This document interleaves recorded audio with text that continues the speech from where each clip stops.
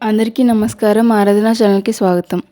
ఈరోజు అందరికీ నచ్చే రుక్మిణీదేవి కథ గురించి తెలుసుకుందాం. పూర్వం విదర్భ అనే దేశం ఉండేది. అందులో కుండినాపురం అనే రాజ్యం ఉండేది. ఒకరోజు విదర్భ దేశం వెలిగిపోతూ ఉంది. కుండినాపురం బహుసుందరంగా అలంకృతమయ్యుంది. ప్రతి గడప పండగ శోభతో అలరారుతూ ఉంది. ఆ రోజు పుణ్యవంతుడు దానశీలి అయిన భీష్మక మహారాజు గారి ఇంట పుత్రిక జన్మించింది. అతి బలవంతులైన 5 అన్నల తరువాత పొడిమిన అడుగుపెట్టిన చెల్లెలు జాబిలమ్మ సొగసులద్దుకుని భువిన దిగినట్లుంది. ప్రకృతి పరవశించింది. వసంతం విరబూసింది. కోయిలమ్మ గాన కచేరీ చేసింది. మయూరం నాట్యాలు ఒలకబోసింది. ప్రకృతి కాంత సొగసు పరదాలు విప్పి విహంగమై ఎగిరింది. ఆ ముద్దుల పాపాయికి నామకరణోత్సవం. దేశ దేశాల రాజులందరికీ ఆహ్వానం పంపాడు భీష్మక మహారాజు. భార్య పుత్ర సమేతంగా రమ్మని మధురాధిపతికి కబురు పంపాడు. ప్రత్యేకించి ధనుజమద సంహారి అయిన హరిని వెంట పెట్టుకుని రమ్మని వినతి చేశాడు. కుండినాపురం కోలాహలంగా ఉంది. మగపిల్లల్లో అందరిలోకి పెద్దవాడు రుక్మి. కొంచెం మొండిఘటం. వాడి తమ్ముడు రుక్మరథుడు, రుక్మబహుడు, రుక్మకేశువు, రుక్మనేత్రుడు. ఆ మొండితనానికి చెడు సావాసాలు తోడయ్యాయి. కంసుడు, జరాసంధుడు గురువులయ్యారు. చేది దేశాధిపతి శిశుపాలుడు స్నేహితుడయ్యాడు. హరి చేసిన ఘనకార్యాలు మింగుడుపడని సత్యాలయ్యాయి. కంసుని మరణం క్రోధం పెంచింది. అందుకే రుక్మి కృష్ణుడిపై అర్థం లేని క్రోధం పెంచుకున్నాడు. తన తండ్రి వారిని రమ్మని కబురు పెట్టడం రుక్మికి నచ్చలేదు. నామకరణోత్సవం మొదలైంది. 5 అన్నదమ్ములు కలిసి చెల్లెల్ని అపురూపంగా ఎత్తుకొచ్చారు. పండిత పురోహిత మాన్యులు శాస్త్ర ప్రకారం జరిపించాల్సినవన్నీ విధివిధాల హోమాలు జరిపించారు. 5 అన్నల సరసన పుట్టిన చెల్లెలికి వాళ్ళ పేర్లలాగానే రుక్మిణి అని నామకరణం చేశారు. లక్ష్మీ స్వరూపంలాగా కనబడుతున్న రుక్మిణిని చూసి దేవకి వసుదేవులు అలౌకిక ఆనందాన్ని పొందారు. అందరి చేతుల్లో ఏడ్చిన రుక్మిణి కన్నయ్య ఎత్తుకోగానే ఆనంద పరవశమైపోయింది. నల్లని వెన్నుని చేతిలో రుక్మిణి నల్లని మబ్బుల్లో మెరుపు తీగలాగా మెరిసింది. కన్నయ్య మొహాన రూపం ఆ క్షణానే ఆమె మనసులో ముద్రపడిపోయింది. రుక్మిణిని కృష్ణుడు ఎత్తుకోవడం రుక్మికి నచ్చలేదు. బిరిబిరా వెళ్ళి అతని చేతుల్లో నుంచి చెల్లెల్ని తెచ్చి తన స్నేహితుడైన శిశుపాలుని చేతికిచ్చాడు. కన్నయ్య నవ్వుకున్నాడు. వెళుతూ వెళుతూ రుక్మిణి బుగ్గలపై మృదువుగా తన మురళితో స్పృశించాడు. జాబిలమ్మ 15 రోజులు వృద్ధి పొందితే 16 రోజులు ఆ కళలు క్షీణిస్తాయి. కానీ భీష్మక మహారాజు గారింట జాబిలమ్మ నిత్యం వృద్ధి పొందుతోంది. మహారాజు గారి ఆనందానికి హద్దులు లేవు. భీష్మకుడు పూజా మందిరం చేరి లక్ష్మీనారాయణ స్తోత్రం మొదలుపెట్టగానే అంతఃపురంలో ఎక్కడ ఉన్నా అక్కడికి చేరుకుంటుంది చిన్నారి రుక్మిణి. కనులు మూసుకొని ధ్యానంలో ఉన్న తండ్రిని దాటి ముందుకు పోయి విష్ణు ప్రతిమను తదేకంగా చూస్తూ ఉండిపోయింది. శ్రీమన్నారాయణ్ణి చరితామృతం తండ్రి చెబుతూ ఉంటే ఆలకిస్తూ ఊకొడుతూ ఉంటుంది. తండ్రి నారాయణుడి హాస విలాసాలను వర్ణిస్తూ ఉంటే అందులో తాను భాగమై పరవశిస్తూ ఉంటుంది. మీనావతార గాథ వింటూ మీనముల వంటి తన కన్నులను పదే పదే కదిలిస్తుంది. సాగర మదన కథను ఆలకిస్తూ సముద్ర గర్భాన ఉద్భవించిన కమలనాభుణ్ణి చేపట్టిన ఘట్టాన సిగ్గులు ఒలకబోస్తూ తానే రమగా మారిపోతుంది.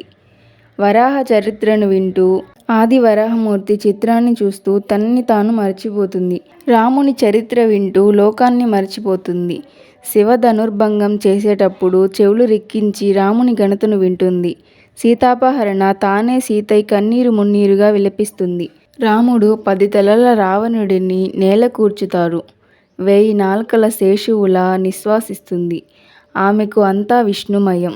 దినదిన ప్రవర్ధమానమవుతోంది రాచకన్య. 1000 జాబిలమ్మలు భీష్మకుని ఇంట కదలాడుతున్నట్లుంది. ఒకరోజు త్రిలోక సంచారి నారదుడు భీష్మకుని రాజ్యానికి విచ్చేశాడు. భీష్మకుడు సకల రాజోపచారాలతో మౌనిని సేవించాడు. బాల రుక్మిణి పరుగు పరుగున అచటికి వచ్చింది. బాలరూపాన్న తరలి వస్తున్న మహాలక్ష్మిని చూసి లేచి నిల్చున్నాడు నారదుడు. ఇదేమిటి నారదా, చిన్నపిల్లని ఆశీర్వదించాల్సింది నమస్కరిస్తున్నావేమిటి అన్నాడు భీష్మకుడు. మహారాజా, నీ ఇంట పెరిగేది మామూలు కన్య కాదు. ఈమె సాక్షాత్తు మహాలక్ష్మి. ఆ వెన్నుని సొత్తు అన్నాడు నారదుడు. అందుకేనేమో ఆ శ్రీవల్లభుడి కథలు చెబుతుంటే నా తల్లి శ్రద్ధగా ఆలకిస్తుంది అన్నాడు భీష్మకుడు. మహర్షి, ఆ నందనందనుడు సాక్షాత్తు ఆ శ్రీహరి అవతారమని అందరూ అంటున్నారు. నిజమేనా స్వామి? అడిగాడు భీష్మకుడు. అవును మహారాజా, అతనే నీ అందాల పట్టికి కాబోయే భర్త, నీకు అల్లుడు.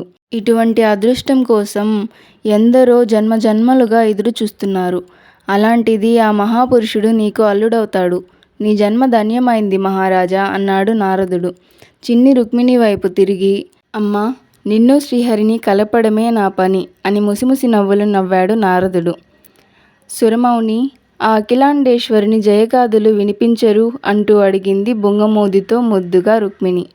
తల్లి, జన్మ తారకమైన స్వామి కథలను గానం చేయడమే కదా నా జీవిత పరమార్థం అంటూ తన మహతి సరిచేసుకున్నాడు నారదుడు. శ్రీకృష్ణుని గుణగానం మొదలుపెట్టాడు. రుక్మిణి మయమరచి వింటోంది. త్రేతాయుగాన మాయామానవుడై చరించిన పరమాత్మ ద్వాపరయుగాన లీలామానవుడై అవతరించాడు. ధర్మము కంటే ముందే అధర్మం ధరణిపై కాలు మోపింది. భగవంతుణ్ణి సైతం కాలరాయాలని పళ్ళు నూరింది. ప్రేమ లోగిలిని చెరసాల చేసింది. కళ్ళల్లో పెట్టుకొని పెంచుకున్న తోబుట్టువులపై ప్రేమ మరణ వ్యామోహంతో మాడి మసైపోయింది. ప్రేమ జంటను చెరసాల పాలు చేసింది. అమ్మ తరువాత అమ్మలా లాలించాల్సిన మేనమామ తన ఒడిని మృత్యుశయ్య చేసి ఒకరి తర్వాత ఒకరుగా 6గురిని తన కత్తికి బలి చేసి తల్లి దేవకికి గర్భశోకం మిగిల్చాడు కంసుడు. కంసుడి 8 సంవత్సరాల నిరీక్షణ అర్ధరాత్రి చెరసాలలో దేవకి వసుదేవులకు చేరి కన్నీరు తుడిచి మాయ చేసి ఏరు దాటాడు. ఎదురు చూసిన అష్టమ గర్భం ఆడపిల్ల నింగికెగిసి ఆదిశక్తిగా మారింది. చావు తప్పదని హెచ్చరించి అక్కడి నుండి మాయమైంది. నందగోకులాన యశోదమ్మ ఒడి చేరాడు లీలామానవుడు. కస్తూరి తిలకదారుడు, శిరమున సికిపించము కలవాడు, నడుముకు పట్టు పీతాంబరాలను గట్టి చేతిలో పిల్లన గ్రోవిని పట్టిన మోహన రూపుడు. తన చిరునవ్వును సకల జగతికి సమ్మోహింపచేయువాడు. మురిపాల బాలుడై బహు ప్రేమలందాడు. రాచబిడ్డ గోవుల కాపరి అయ్యాడు. ఆలుమందలు గోపగోపికలు అతని లోకమయ్యాయి. ఇలా శ్రీకృష్ణుడి గురించి మొత్తం చెప్పాడు నారదుడు. నారదుని నోట జాలువారిన శ్రీకృష్ణామృతం తనివి తీరా విన్న రుక్మిణి పులకరించిపోయి కదలక మెదలక ఉండిపోయింది. భయపడుతున్న భీష్మకుణ్ణి చూసి నారదుడు, ఆమె పారవశ్య స్థితిలో ఉన్నది, కొద్దిసేపు ఆమెను అలాగే ఉండనివ్వండి అంటూ హరినామ సంకీర్తన చేస్తూ వెళ్ళిపోయాడు నారదుడు. నారదుడు చెప్పిన రూపవర్ణన, ఆ పెద్దలు సజ్జనులు చెప్పిన గుర్తులు మనసున పట్టి మనోహరుని రూపాన్ని ఎదలోపల ఎదుటని చిత్రీకరించుకుంది రుక్మిణి. నిరంతరం ఆ ప్రణయ సాధనే తపస్సుగా జీవిస్తోంది. అతనిని తాను ప్రత్యక్షంగా చూసినది లేదు. కానీ మనసు లోపల కట్టుకున్న ప్రేమ పొదిరిల్లు అతని ఆకృతిలో నిండిపోయింది. ఆ అణువణువు అతనిమయమే. కాలం పరిగెడుతోంది. కాలంతో పాటే రుక్మిణి పెద్దదైంది. ఒకరోజు నారదుడు, వాసుదేవ, నేనిప్పుడే కుండినాపురం నుంచి వస్తున్నాను. భీష్మకుని గారాల పట్టి నీకు సరిజోడు సుమా. మారుని తూపాల వంటి చూపులు, మదనుని విల్లు వంటి వంపులు, కనుబొమ్మలు కలిగిన సరజసనేత్ర. ఆ పడితి సౌందర్యము వర్ణంపరహితము గోపాల, నీకై పరితపిస్తోంది. నీ నామము తప్ప అన్యమెరుగదు. ఆలసించక అనుగ్రహించు ప్రభు అంటూ నమస్కరించాడు. దేనికైనా సమయం రావాలి కదా మునిశ్రేష్ఠ అంటూ చిరునవ్వులు నవ్వాడు వాసుదేవుడు. నారదుడు చెప్పిన మాటల వల్ల రుక్మిణిని శ్రీకృష్ణుడికి ఇచ్చి పెళ్లి చేయాలి అని నిశ్చయించుకున్నాడు భీష్మకుడు. తండ్రి ఆలోచన తెలిసి మండిపడ్డాడు రుక్మి. కృష్ణుణ్ణి అనేక విధాలా తోలనాడాడు. అతని జన్మమే సరికాదని, ఎక్కడ పుట్టాడో ఎక్కడ పెరిగాడో ఆలమందాలను మేపుకు తిరిగిన గోవుల కాపరి తన చెల్లెలికి తగడని ఖండించి చెప్పాడు. చేది దేశాధిపతి దగుఘోషకుని కుమారుడు తన ప్రాణ స్నేహితుడు శిశుపాలుడే తన చెల్లెలికి తగిన భర్త అని నిర్ణయం చేసేశాడు. కళ్యాణానికి ముహూర్తం నిర్ణయించి స్వయంవరానికి తరలి రమ్మని శిశుపాలుణ్ణి వర్తమానం పంపించాడు. అన్న చేసిన నిర్ణయం నచ్చని రుక్మిణి తండ్రి వద్దకు వెళ్ళి వాపోయింది. నిస్సహాయుడైన తండ్రి మౌనం ఆమెను దుఃఖానికి గురిచేసింది. చెప్పినా వినని, అర్థం చేసుకొని అన్న మాటలకు చాలా బాధపడింది, తల్లడిల్లిపోయింది. తెల్లవారిన వెంటనే తనకు నమ్మకమైన ఓ చెలికెత్తుని పిలిచింది. తాను గురువుగా, హితునిగా భావించే విప్రుణ్ణి పిలిపించింది. తన మనసులోని మాటలన్నింటినీ ప్రేమలేఖగా మలచింది. అది అతని చేతికిచ్చి, ఓ విప్రోత్తమా, ఇప్పుడు నా ప్రాణాలు, నా జీవితాన్ని మీ చేతిలో పెడుతున్నాను. ఈ లేఖను ఆ కంసమర్దనుడికి అందచేయండి. తనని తప్ప మరొకరిని నా జంటగా ఊహించుకోలేను. తన ప్రాణసఖి ప్రాణాలు తన రాకతో ముడిపడున్నాయని హెచ్చరించండి. తక్షణమే ద్వారక నుంచి వాసుదేవుణ్ణి వెంట పెట్టుకొని రండి అంది రుక్మిణి. అది విన్న విప్రుడు వెంటనే ద్వారకకు వెళ్ళి జరిగినదంతా కృష్ణుడికి చెప్పి ఆ ప్రేమలేఖను అతనికి అందచేసి కృష్ణుడిని తీసుకొని వచ్చాడు. అది చూసిన రుక్మిణి విప్రోత్తమతో ఇలా అంటుంది. ఓ విప్రోత్తమా, నీకు తెలియదు నువ్వు నాకెంత ఉపకారం చేశావో. ఈనాడు ఈ రుక్మిణి ప్రాణాలతో ఉంది అంటే దానికి కారణం నీవు. దీనికి నేను నీకు ఏమిచ్చి రుణం తీర్చుకోగలను అంటూ నమస్కరించింది. ఆనందంతో కళ్యాణమస్తు అని ఆశీర్వదించాడు విప్రుడు. జరిగినదంతా చూసిన రుక్మి, నా చెల్లెలిని తీసుకుపోవడానికి నీకు ఎంత ధైర్యం, నీకెన్ని గుండెలు, చావగలిగితే నాతో యుద్ధం చేయి, నిన్ను ఇప్పుడే యమపురికి పంపిస్తాను అంటూ ప్రగల్భాలు పలుకుతాడు. పదునైన 3 బాణాలు వేసి గాయపరిచాడు శ్రీకృష్ణుణ్ణి.